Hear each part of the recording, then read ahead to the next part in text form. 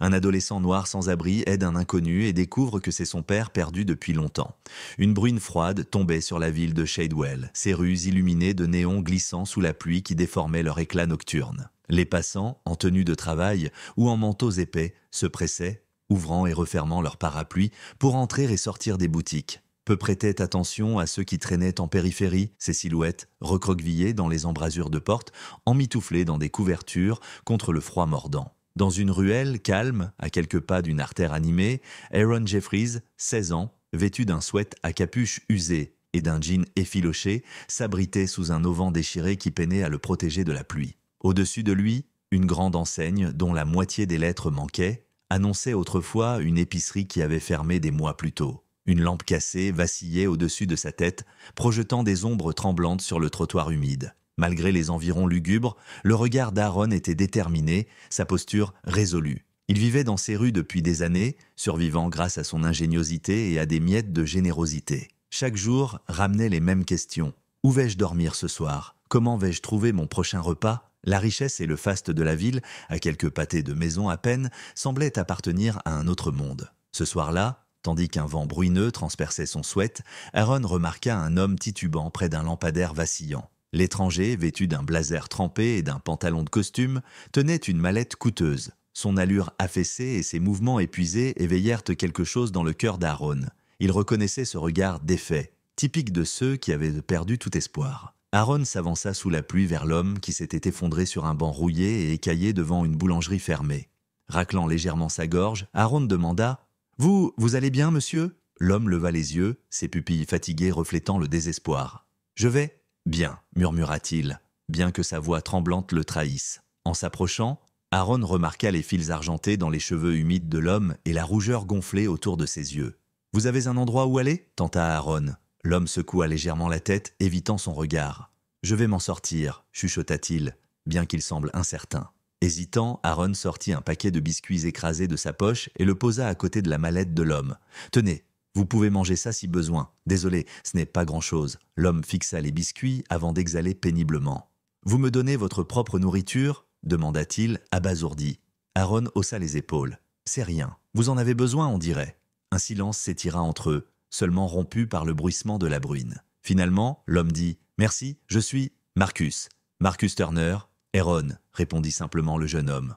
Aucun des deux ne demanda plus de détails, mais Aaron reconnut dans les yeux de Marcus ce regard hanté, remords, honte, peut-être un chagrin. Ils parlèrent peu, Marcus évoquant des choix vides de sens sans les détailler. Aaron partagea sa vie dans la rue, les petits boulots et l'absence de famille. À la mention de son père qu'il n'avait jamais connu, Marcus tressaillit mais ne dit rien. Alors que la pluie redoublait, Marcus se leva maladroitement, remercia Aaron pour les biscuits et s'éloigna dans la nuit. Aaron le regarda disparaître, un nœud se formant dans sa poitrine. Il ne pouvait expliquer pourquoi, mais quelque chose chez Marcus semblait inachevé, comme un puzzle auquel il manquait des pièces essentielles. Les jours passèrent sous un ciel maussade et une pluie incessante. Aaron poursuivait sa routine. Se réveillait à l'aube dans des embrasures de portes ou des coins qu'il revendiquait pour la nuit, chercher du travail journalier ou récupérer des matériaux recyclables. La nourriture était rare, bien qu'il se rende parfois dans une soupe populaire affrontant de longues files d'attente. Malgré ces difficultés, Aaron aidait les autres, guidant les nouveaux venus vers des refuges, partageant un demi-sandwich avec quelqu'un de plus démuni ou les dirigeant vers des services médicaux gratuits. Il transportait toutes ses affaires dans un sac à dos en lambeaux, y compris une photo abîmée par l'eau d'une femme qu'il croyait être sa mère. Elle avait disparu quand il était jeune, le laissant s'accrocher à l'espoir ténu qu'elle pourrait revenir. Un soir, recroquevillé près d'un café qui fermait, Aaron remarqua une agitation de l'autre côté de la rue. 2 voyous de la rue coinçaient Marcus Turner exigeant son portefeuille. Aaron reconnut l'homme qu'il avait rencontré quelques jours plus tôt et son cœur se serra. Ignorant le trottoir glissant, Aaron traversa la route en courant. « Et laissez-le tranquille !» cria-t-il. Les voyous se tournèrent, surpris, tandis que Marcus tenait fermement sa mallette, acculé contre une clôture en grillage. L'un des hommes brandit un couteau, grognant pour qu'Aaron recule. Le pouls d'Aaron s'accéléra. Apercevant une tige métallique lâche près d'une benne, il la saisit et la brandit. « Dégagez !» cria-t-il, sa voix tremblante. Les hommes jurèrent, mais prirent la fuite, poussés par la vue de l'arme improvisée d'Aaron et le hurlement lointain des sirènes de police. Ils bousculèrent Marcus, lui arrachant son portefeuille, et disparurent. Aaron se précipita vers Marcus, qui vacillait avec une légère entaille sur le côté. « Ça va ?» demanda Aaron le soutenant. Marcus, tremblant, hocha faiblement la tête. Aaron le guida vers un centre d'aide aux sans-abri proche appelé Hopeful Haven. Sœur Béatrice, une bénévole, déverrouilla la porte et soigna rapidement la blessure de Marcus, le rassurant sur le fait qu'elle n'était pas grave. Aaron suivit ses instructions, apportant des bandages et de l'antiseptique. Une fois que Marcus fut pansé, il s'effondra sur une chaise murmurant des remerciements. « Tu m'as aidé avant, » dit Aaron. « Je suppose que je viens juste de te rendre l'appareil. » Marcus tenta de protester que ce n'était pas équivalent, mais Aaron écarta l'argument d'un geste. Quand sœur Béatrice offrit à Marcus un endroit où se reposer, il déclina, admettant qu'il avait un chez-soi sans donner plus de détails. Avant de partir, Marcus tenta de donner de l'argent à Aaron. « Laisse-moi te rembourser, c'est la moindre des choses que je puisse faire. » Aaron se raidit, refusant. « On est quitte. Je suis juste content que tu sois en sécurité. » Il ne voulait ni charité ni pitié. Sœur Béatrice escorta doucement Marcus jusqu'à la porte. Avant de partir, Marcus hésita, offrant un sourire tremblant avant de disparaître sous la pluie fine. Aaron resta là un moment, l'adrénaline toujours présente, se demandant si c'était la dernière fois qu'il voyait Marcus Turner. Dans son appartement luxueux, Marcus entra en titubant, trempé et épuisé. Le silence était assourdissant. Mona, sa fiancée, était en déplacement pour le travail. Il desserra sa cravate avec des doigts de tremblant, la douleur de la coupure sur son flanc lui rappelant vivement les événements de la nuit. En se servant un verre, il posa la tête sur le comptoir de la cuisine, submergé par la honte. Comment avait-il pu, lui, un chef de projet senior, se retrouver sauvé par un adolescent sans abri? Des souvenirs referaient surface. Léla, la femme qu'il avait autrefois aimée, et l'enfant qu'il avait abandonné par peur que la paternité ne sabote sa carrière. Il s'était convaincu qu'il reviendrait un jour, mais quand il avait essayé, Léla avait disparu, victime d'un accident. Quant à l'enfant, il n'avait jamais su s'il avait survécu. Au fil des années, Marcus avait enfoui sa culpabilité sous des promotions et des luxes, mais la gentillesse brute d'Aaron avait rouvert de vieilles blessures. Son enfant aurait-il pu finir comme un Aaron, errant dans les rues? La pensée le hantait. Incapable de trouver le repos, Marcus commença à parcourir la ville à des heures improbables, espérant une autre chance de revoir Aaron, tiraillé entre la culpabilité et l'espoir mince de rédemption. Les journées d'Aaron étaient une lutte incessante. Petit boulot, collecte de matériaux recyclables et éviter les ennuis. Il forma des alliances avec des sans-abri plus âgés, comme Marvin, qui partagèrent des conseils sur les endroits sûrs et les ressources disponibles. Un après-midi, après avoir aidé un épicier à décharger des fruits en échange de produits abîmés, Aaron erra près des gratte-ciel, espérant trouver des bouteilles. À un carrefour fréquenté, il aperçut Marcus, élégant dans son costume, parlant à une femme, probablement Mona. Leurs regards se croisèrent de brièvement avant qu'Aaron ne baisse la tête et ne s'éloigne rapidement. Ce soir-là, la faim poussa Aaron à se rendre à un hôtel qui accueillait un gala de charité, où la rumeur disait que des restes de nourriture étaient parfois jetés. En train d'attendre près de la benne à ordures, il se figea lorsqu'une porte latérale s'ouvrit. Une lumière inonda la ruelle, suivie de murmures aigus. Jetant un coup d'œil au coin, il vit Marcus et Mona en pleine dispute. « Tu disparais pendant des heures » siffla Mona. « Tu es distant. Si nous finalisons les détails du mariage, j'ai besoin que tu sois présent. » Marcus soupira. « Je suis désolé. J'ai quelque chose en tête. Quelque chose que j'ai fait il y a longtemps. » Mona se raidit. « Arrête de faire allusion à des regrets et des secrets. Soit tu me dis tout, soit tu laisses le tomber. » Le regard de Marcus dériva et il aperçut Aaron qui se tenait à proximité. Leurs yeux se croisèrent à nouveau. Mona le remarqua et se tendit. « Qui est-ce » demanda-t-elle. Aaron s'avança maladroitement. « Désolé, je ne voulais pas écouter. Je faisais juste... Que passer ?» Le froncement de sourcils de Mona s'accentua. Mais Marcus tendit un billet de $20 à Aaron. « Pour manger quelque chose » dit-il doucement. Aaron hésita, son orgueil se battant contre la faim, mais il accepta, hocha la tête brièvement et disparut dans la ruelle. Tandis que Marcus le regardait partir, la culpabilité le poignarda plus profondément que la lame des agresseurs, le laissant se demander s'il pourrait un jour arranger les choses. Cette nuit-là, Marcus rentra chez lui et fouilla dans une vieille boîte de lettres. Parmi elles, il en trouva une qu'il n'avait jamais ouverte, portant l'écriture de Léla. Le cœur battant, il l'ouvrit avec précipitation. Léla y parlait de la naissance d'un garçon, de ses luttes pour survivre et de son souhait que Marcus soit là. La lettre se terminait abruptement avec un cachet datant de près de 15 ans. Un enfant né à cette époque, la chronologie correspondait à l'âge d'Aaron. La sueur perla sur son front. Cela semblait impossible. Il y avait d'innombrables adolescents nommés Aaron, et la lettre ne mentionnait aucun nom. Pourtant, une intuition persistante lui disait qu'il y avait un lien. Si Aaron était son fils, Marcus ne pouvait supporter l'idée qu'il ait grandi sans abri pendant qu'il poursuivait le succès professionnel. Il décida de confronter Aaron et d'en avoir le cœur net. Les jours d'Aaron se fondaient dans un cycle de petits boulots et de mendicité. Il essayait de ne pas penser à Marcus, le rejetant comme une figure passagère. Un après-midi, après qu'un groupe de bénévoles eut distribué des repas dans un parc communautaire, Aaron remarqua Marcus arpenter les environs, scrutant la foule. Leurs regards se croisèrent et Marcus s'approcha essoufflé. Aaron guida Marcus vers un coin tranquille de la rue, son visage fermé. Marcus, le visage tendu et nerveux, brisa le silence. « On peut parler en privé ?» Méfiant, Aaron acquiesça, le conduisant à une petite alcôve. Marcus se tourna vers lui, le regard hanté. « Ça va paraître insensé, mais tu as dit que tu n'as jamais connu ton père. Ta mère t'a abandonné. Tu sais comment elle s'appelait ?» Aaron hésita. « Léla, je crois. Elle m'a laissé dans un parking quand j'avais 6 ans. » Sa voix vacilla à cette confession. Marcus chancela, s'appuyant sur une clôture proche pour se stabiliser. Léla, c'était son nom. Elle était enceinte de mon enfant. J'ai perdu sa trace et j'ai appris plus tard qu'elle était morte. Je ne savais pas si le bébé avait survécu. Sa voix se brisa. « Cet enfant, ça pourrait être toi ?» Aaron resta figé, son esprit tourbillonnant. Il n'avait jamais fait le lien entre sa mère et un père, encore moins un homme comme Marcus. « Non, plein de gens s'appellent Léla, dit-il, la voix tendue. Marcus secoua la tête, retenant ses larmes. « J'ai trouvé sa lettre. Elle parlait d'un garçon. La chronologie correspond. Aaron, je pourrais être ton père. » La révélation frappa Aaron comme un coup de tonnerre. Colère, confusion et espoir désespéré s'entrechoquèrent en lui. « Comment on le prouve ?» parvint-il à dire. « Un test ADN ?» répondit Marcus. « Si c'est négatif, je te laisse tranquille. Si c'est positif… » Sa voix trembla. « Laisse-moi essayer de réparer les choses. » Les poings d'Aaron se serrèrent. « Réparer quoi ? D'avoir laissé tomber ton gamin pendant 18 ans ?» siffla-t-il. Marcus hocha la tête misérable. « Je le mérite. Accepterais-tu de faire le test ?»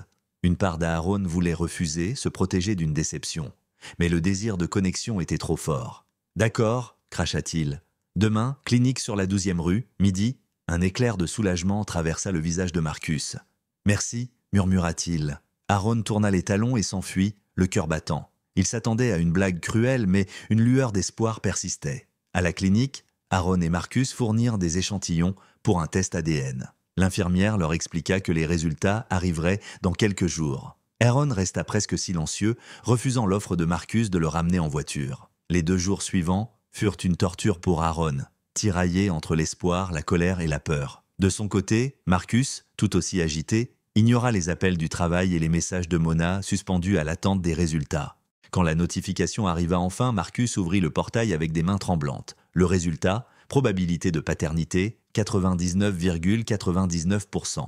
Les larmes le submergèrent. « Aaron est mon fils », pensa-t-il, la culpabilité et la joie s'entrechoquant. Il se précipita vers le centre d'aide et trouva Aaron qui traînait dehors. Leurs regards se croisèrent et l'expression de Marcus révéla tout. Les jambes d'Aaron vacillèrent. « Le test est positif », dit Marcus, la voix tremblante. « Tu es mon fils. » La gorge d'Aaron se serra. « Alors tu m'as laissé ?» murmura-t-il, la colère montant. « J'ai passé des années à mourir de faim et de froid, pendant que toi, tu vivais confortablement. » Les larmes de Marcus coulèrent. « Je ne savais pas. J'ai eu peur et j'ai quitté Léla. Quand j'ai essayé de la retrouver, elle avait disparu. J'ai été un lâche. Laisse-moi réparer ça. Laisse-moi t'offrir un foyer. » Aaron trembla, la fureur luttant contre un besoin désespéré de famille. « N'attends pas mon pardon, » dit-il, la voix vacillante. Après une pause, il hocha la tête. « Mais je vais essayer. » Un soulagement envahit Marcus. « Merci. On commencera doucement.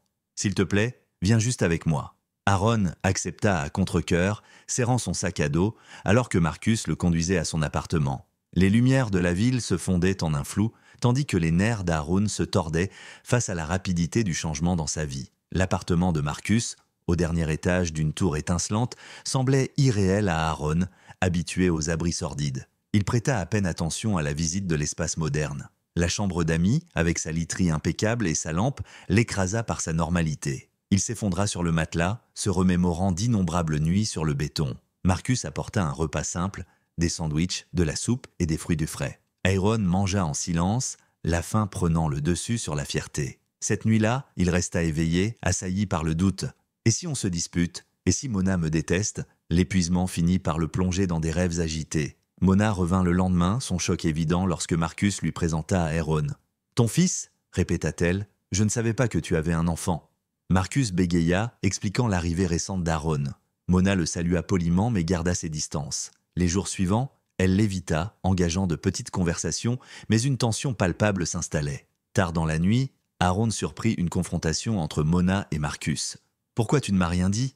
Toute notre vie est bouleversée. » Aaron se reprocha la tension et envisagea de partir pour les épargner. Mais Marcus insista pour qu'il reste, promettant de tout arranger. Une paix fragile s'installa, ponctuée par des disputes étouffées. Aaron remarqua l'inconfort de Mona. Elle était déterminée, ordonnée, et voyait clairement son arrivée comme une perturbation. Il tenta de ne pas lui en vouloir, sachant que les torts venaient du passé de Marcus, mais la dynamique tendue rendait l'appartement oppressant. Marcus, déterminé à se racheter, réduisit ses heures de travail pour se consacrer à Aaron.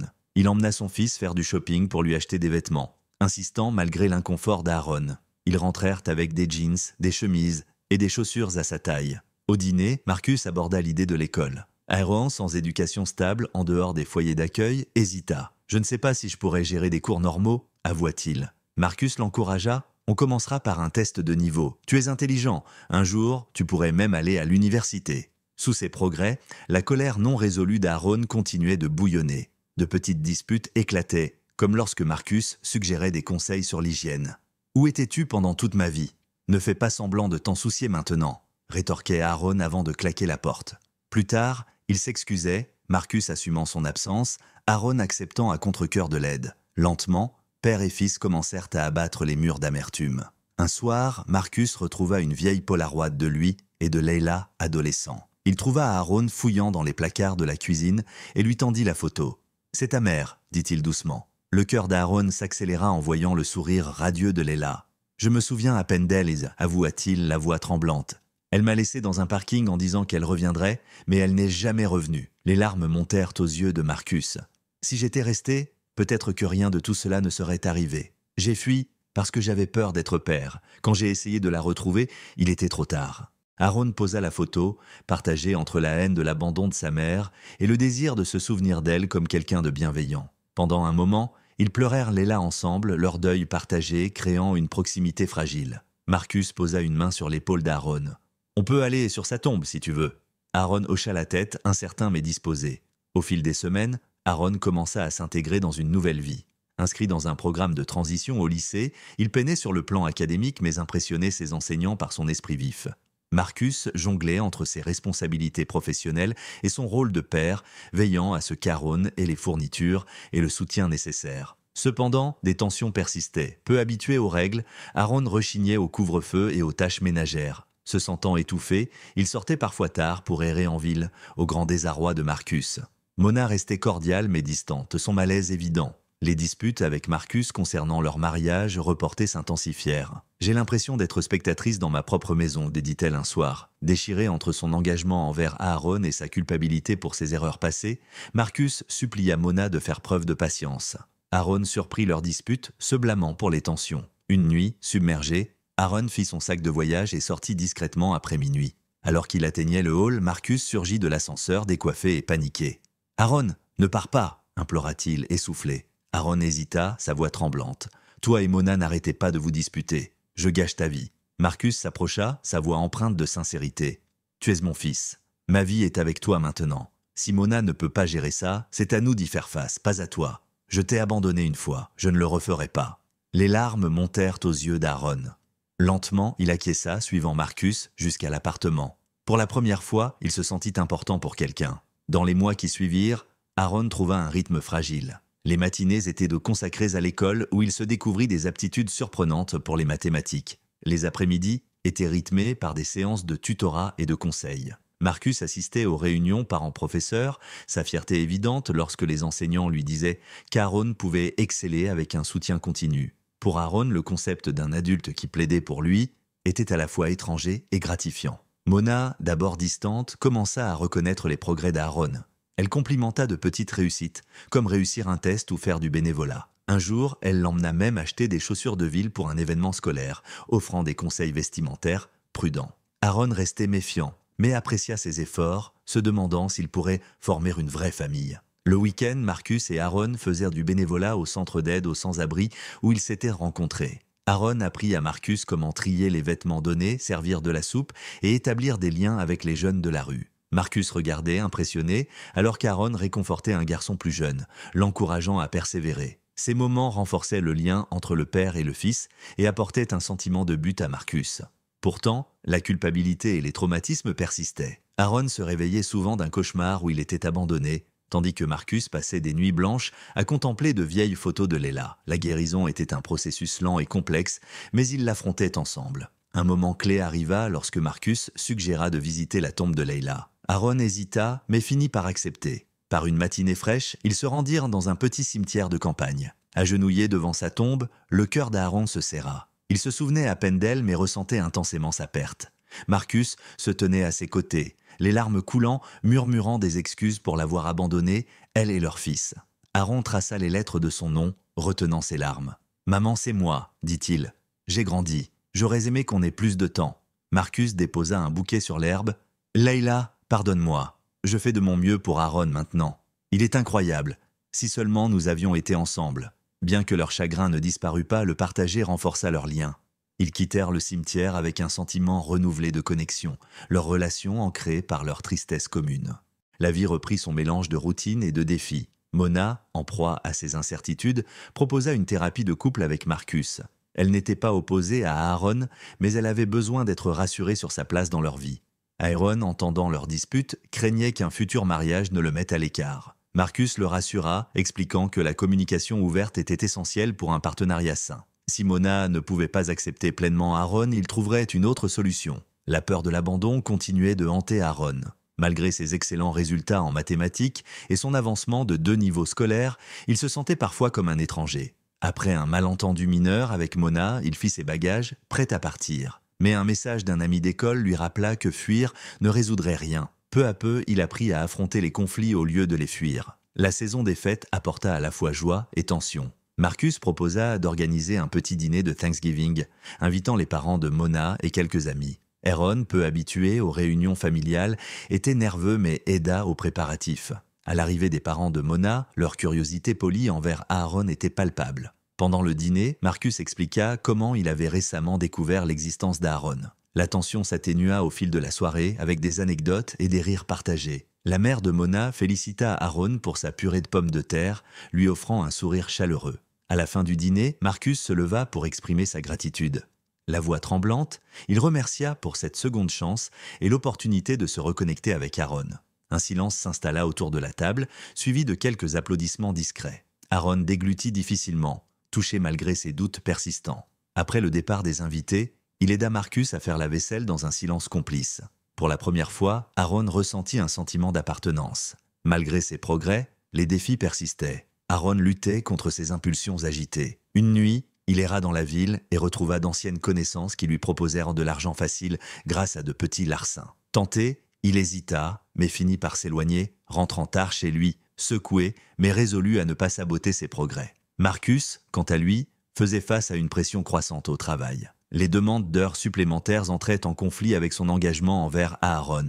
Parfois, le stress entraînait des disputes avec Mona, qui lui reprochait de manquer des événements après le travail. Marcus, exaspéré, déclara que sa priorité était Aaron et qu'il ne referait pas les mêmes erreurs. Mona, bien que frustrée, commença à comprendre la culpabilité qui le poussait. Au milieu du chaos, père et fils persévérèrent. Aaron partageait des cauchemars où il dormait dans des ruelles jonchées d'ordures, tandis que Marcus confessait se réveiller en sueur, hanté par le souvenir d'avoir abandonné Leila. Leurs regrets partagés devinrent un fil les liant davantage, favorisant une compréhension plus profonde. Alors que l'hiver s'installait, la vie d'Aaron continua de se stabiliser. L'école lui offrait une structure et la présence inébranlable de Marcus lui apportait une fondation qu'il n'avait jamais eue. Mona s'adoucit progressivement, reconnaissant la place d'Aaron dans leur vie. Bien qu'ils ne soient pas encore une famille unie, ils apprenaient à naviguer dans les complexités de leur nouvelle réalité. Bien que les blessures anciennes subsistent, la promesse de guérison et la détermination à reconstruire apportaient une lueur d'espoir.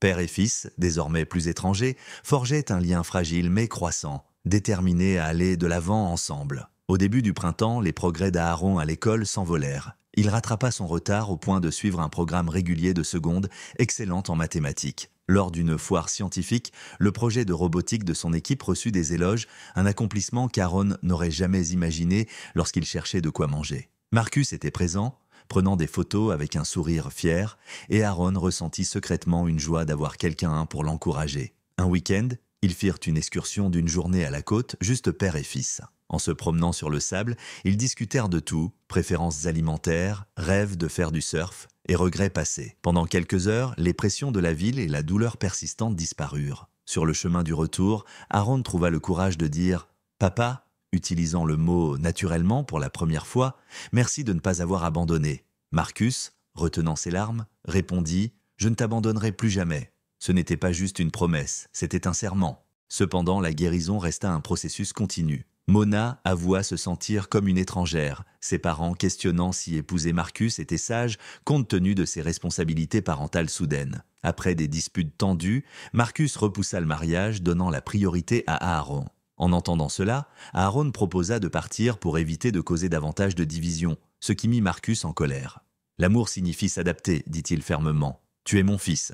Te pousser dehors n'est pas une option. » À travers des séances de thérapie et des conversations sincères, la famille s'efforça de trouver un équilibre. Ce n'était pas facile. Certaines nuits se terminaient par des portes claquées ou des larmes. Pourtant, cet effort enseigna à Aaron une leçon qu'il connaissait à peine. Une famille pouvait se battre pour rester unie au lieu de se fuir au premier signe de problème. Au milieu de ces défis, Aaron trouva du réconfort dans de petites victoires. Après avoir réussi un examen important en mathématiques, il fut sélectionné pour participer à un programme estival de STEM. Marcus célébra cet événement avec une glace, une joie simple mais profonde pour Aaron, qui autrefois survivait avec des restes. Quelques mois plus tard, Aaron suggéra de visiter le banc devant la boulangerie fermée, où leur vie s'était de croiser pour la première fois. Debout, devant ce siège délabré, il passa sa main sur la peinture écaillée. « On dirait que c'était il y a une éternité », murmura-t-il. Marcus, se souvenant de son désespoir cette nuit-là, répondit